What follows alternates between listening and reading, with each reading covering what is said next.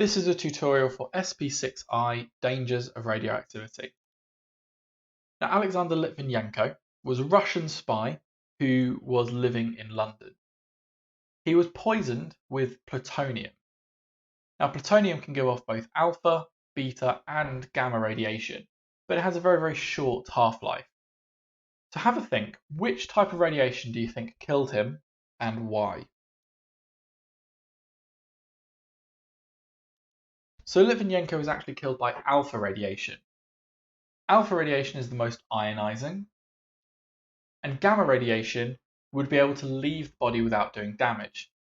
It's very low ionizing, high penetration, so gamma is just able to leave the body before it can do damage. How can we protect ourselves against radiation then? So we know from our previous lesson that sometimes patients need to be exposed to radiation as part of their treatment. This is only done when the benefits are greater than the possible harm. So we choose who we use this radiation on to make sure that we're going to gain more from it than the risk of the radiation doing more damage. For this reason, the dose is limited to the smallest possible amount. We only put as much radiation into someone as is going to be needed, and we make sure we pick sources with short half-lives.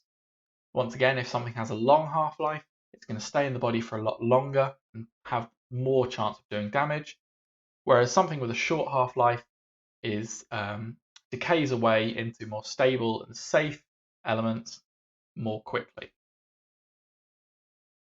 Now you need to know which type of radiation is going to be most dangerous inside and outside the body. So if the radioactive source is inside the body, if it's for example swallowed or breathed in, then alpha radiation is the most dangerous because it's the one that's most easily absorbed, the most ionizing.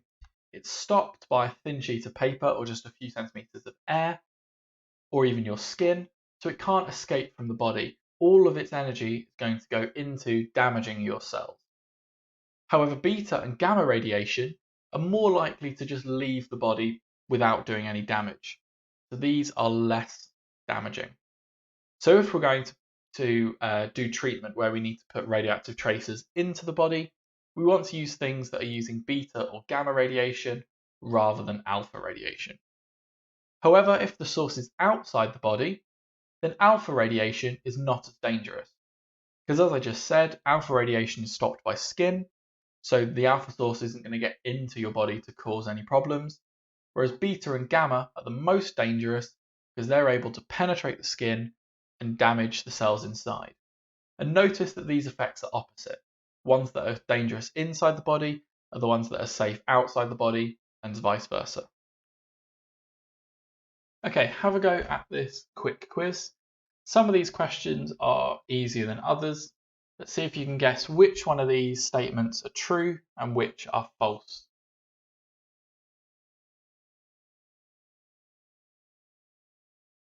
Okay, hopefully you got these answers.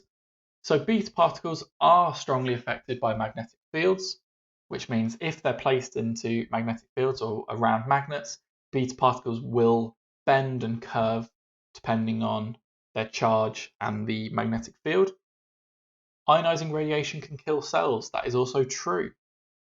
Gamma radiation is the most dangerous if it's inside your body. That's false. That's alpha radiation. Gamma radiation does not have charge, so is unaffected by magnetic fields. That is true. Alpha is the most penetrating radiation. That is false. That would be gamma. And alpha is the most ionizing. That is true.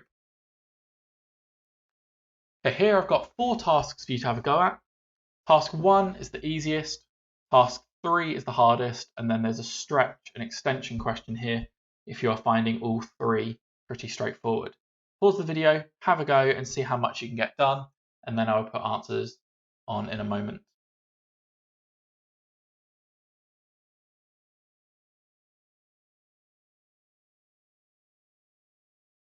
Okay, have a go at marking your work now. So these are the answers. So for task 1, these are some of the dangers associated with ionizing radiation. Task 2, this is the way that ionizing radiation can damage the cells by causing DNA to mutate. Ways that workers can stay safe to limit their exposure and also to monitor that exposure. And then here we go. Here are the answers for the stretch and extension question. Now, two keywords that you need to know the definitions of are contaminated and irradiated. Now, contaminated is when someone gets particles of radioactive material on their skin or inside their body. So they will be exposed as long as that radioactive isotope is on their skin still. So unless that source is removed, they're still going to get that radiation dose. Now, irradiated is just when someone is exposed to alpha, beta, and gamma radiation, but if they move away from the source, that exposure stops. So contaminated is when you get particles of radioactive material on your skin or in your body. Irradiated is just when you're being exposed to those sources. Now, occasionally, nuclear accidents happen at these power stations.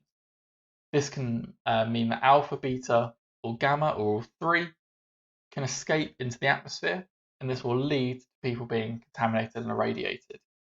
So the irradiation just comes when you're exposed to the alpha, beta, or gamma, but if you move away from that area, you're okay.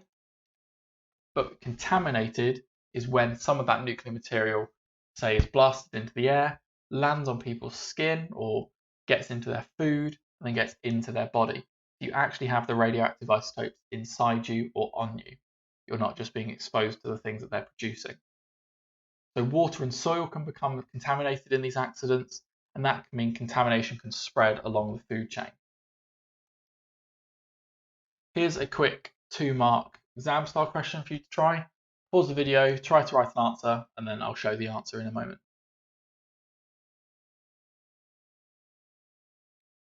So hopefully you said something like this. So contamination is when radioactive substances get onto or inside the body or clothing, and irradiation is when a person is exposed to radiation from a source that is not on their body or clothing, so they can step away from the source and still be okay. So you get 1 mark for saying what each one means. That was a video tutorial for SP6i, Dangers of Radioactivity. Hope they found that useful. Goodbye.